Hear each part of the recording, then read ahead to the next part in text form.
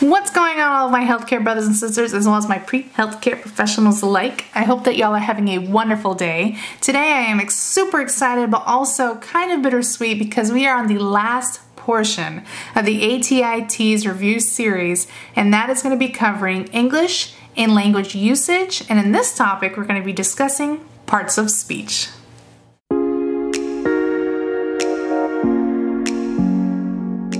If you haven't done so already, make sure you hit that subscribe button down below, and better yet, hit that bell notification. It lets you know when I post new content here on YouTube. Give this video a big thumbs up, that way it lets other people know that this is a good review video for the ATI TEAS exam and helping you pass it like a boss. Questions related to parts of speech address the differences between subjects, verbs, nouns, pronouns, adjectives, adverbs, conjunctions, articles, and prepositions. You must identify these parts of speech in a sentence. These questions also test the difference between singular and plural nouns. In the English language, we use different parts of speech to convey different types of information in sentence form. The parts of speech identify the role that is a particular word or words play in a sentence.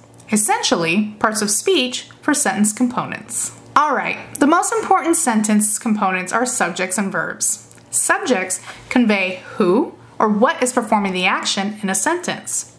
Verbs describe the action that is taking place. For example, Jason couldn't keep his promise. In this sentence, the subject of the sentence is Jason. The verb is couldn't, the contraction for could not. Consider this example. Heather's brother couldn't keep a promise.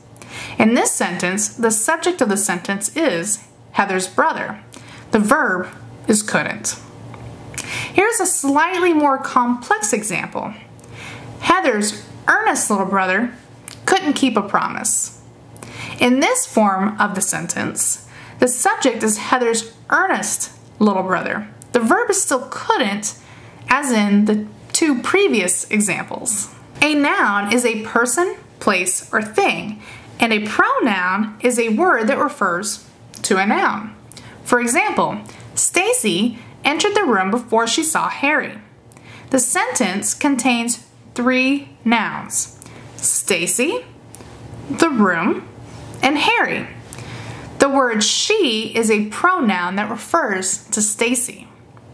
Nouns and pronouns often make up the subject of sentences, but they aren't always the subjects. Sometimes a form of a verb may be the subject of the sentence. For example, laughing is contagious in our office. In this example, the word laughing is a form of the verb to laugh.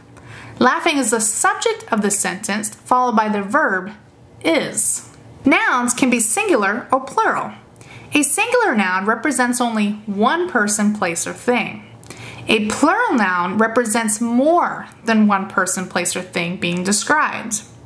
Pronouns can also be singular or plural, depending on the noun that they refer to. For example, laughing is contagious in our office, especially when we are listening to the television. In this example, office is a singular noun. It describes only one office. Television is also a singular noun, indicating one television. The pronoun we is plural. It indicates more than one person is watching the television. Adjectives and adverbs are descriptive words. In grammatical parlance, we can say that adjectives modify nouns and adverbs modify verbs.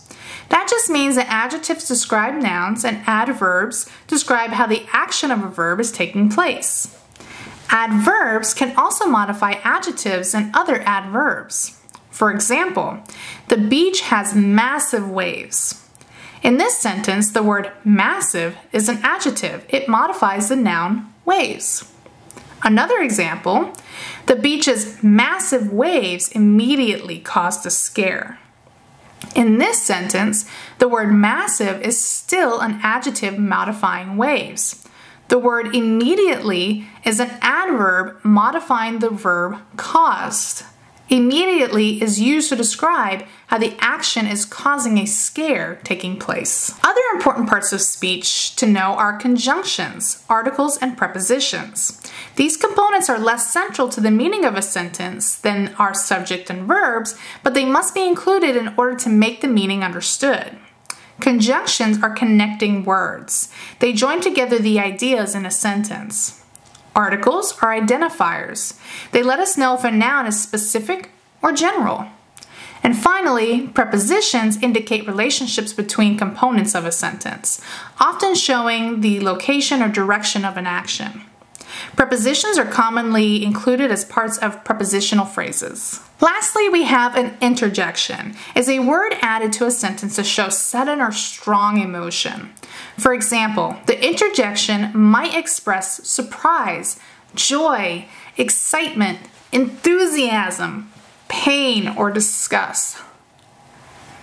It usually comes at the beginning of a sentence, although there is no set rule. For example, "Hey, give me back my cookie." In this sentence, the word "hey" is an interjection. Another example, "No, I will not give you back your cookie."